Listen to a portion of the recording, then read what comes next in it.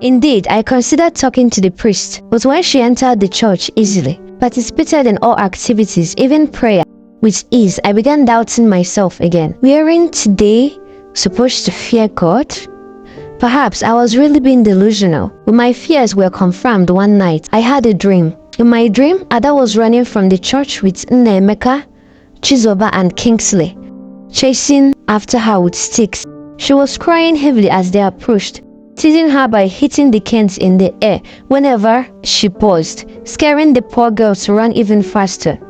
This went on until she fell, blood streaming from her bruised forehead. But the boys wickedly approached, and in a moment of panic, Adugo jumped into a bush. The boys stubbornly pursued, but on seeing where she had entered, widened their eyes and ran off in a panic. I saw it clearly in the dream.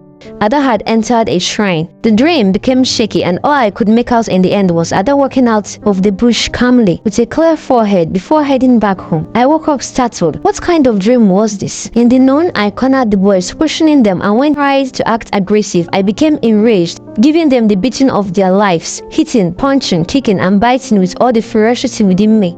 Until the boys eventually separated us. I was covered with bruises, but they had it worse. Unlike me, they were bleeding. I eventually cornered them again, and this time they spoke the truth. They had decided to play with Ada, chasing her immediately after service, while the poor girl ended up crying and ran for dear life before she fell into a bush, which happened to be a shrine. My eyes shone red with bloodlust, and letting my rage control me, I smashed their skulls to stone. I was expelled from school, but I couldn't care less. I relocated to my big sister's house in Aba and continued my education there, in the church as well. And the first time I gathered this courage to speak about my dearest friend, Adugo, I was struck with a sickness so deadly I nearly died. Fear gripped me, and I finally gave up on her. As I grew up, I had more stories of Ada. She was married to a man abroad and was living the best life. But even when she came back to the village, I never visited her, not even once. As the days went by, I began to understand something terrifying. Most of our pastors and churches were weak and powerless before the forces of darkness.